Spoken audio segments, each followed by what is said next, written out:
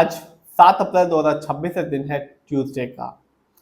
मजबूरी में किडनी बेचने वाला बताकर सुर्खियों में आए आयुष की कहानी अब पलटती नजर आ रही है।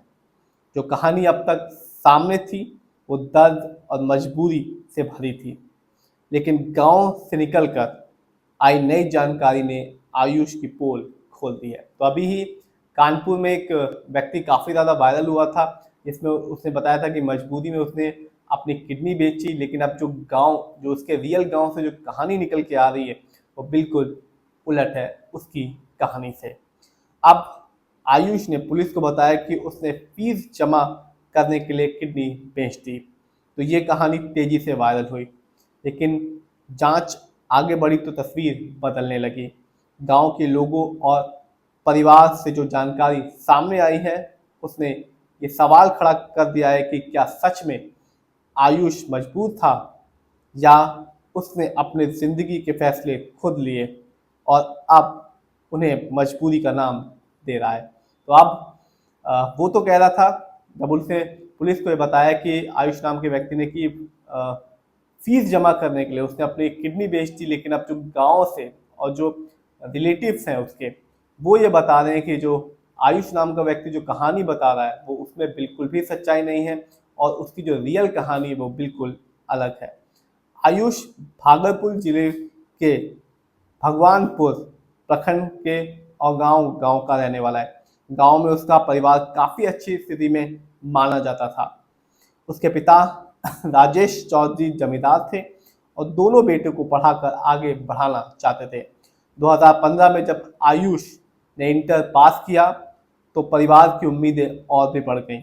पिता ने उसे डॉक्टर बनाने का सपना देखा और विशाखापट्टनम के एक कोचिंग संस्थान में दाखिला लिया। तो जो कहानी पता चल रही है वो पता चल रही है कि गांव में जो आयुष की स्थिति थी वो काफ़ी अच्छी थी। उनके पिता जमींदार थे, और जब आयुष ने 12 पास किया, 12 पास करने के बाद परिवार को लगा कि आगे चल के एक अच्छा होनहार स्टूडेंट निकलेगा, और पिता का सपना था कि पिता जो लड़का है आयुष आगे चल के डॉक्टर बने, जिसके लिए उन्होंने उसको पढ़ाने के लिए विशाखापट्टनम भेज दिया। यहीं से कहानी का दूसरा मोड़ शुरू होता है। बताया जाता है कि पढ़ाई के दौरान आयुष का ध्यान भटकने लगा। वो पढ़ाई से ज़्यादा दोस्तों और निजी जिंदगी में उलझता गया। इसी दौरान उसकी मुलाकात एक लड़की से हुई और धीरे धीरे ये रिश्ता प्यार में बदल गया।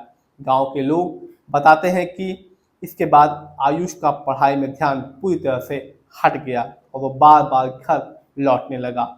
2017 में पिता की आत्महत्या ने परिवार को झकझोर दिया।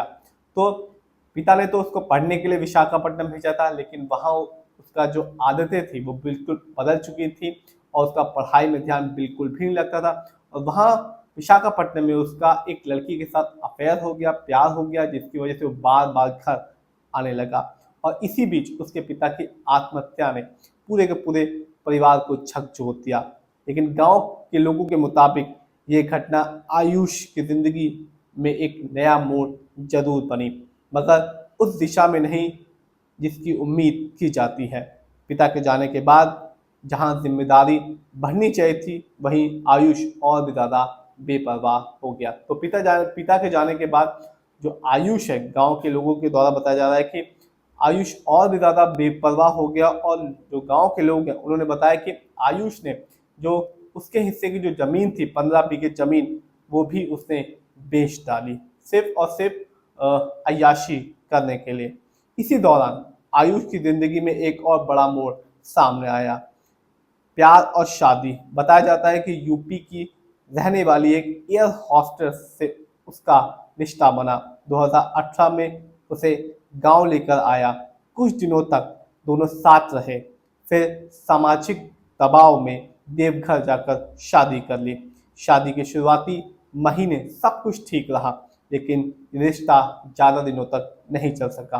करीब 3 महीने बाद पत्नी उसे छोड़कर चली गई और फिर कभी लौटी नहीं। तो साफ है कि आयुष ने प्यार किया, शादी की, शादी करके वो घर ले गया, लेकिन जो सामाजिक दबाव था जिसकी वजह से उसने देवघर में जाके शादी की, लेकिन ये रिश्ता भी बहुत लंबा नहीं चला और कुछ ही महीनों के बाद ये दोनों के दोनों जो कपल थे वो अलग हो गए।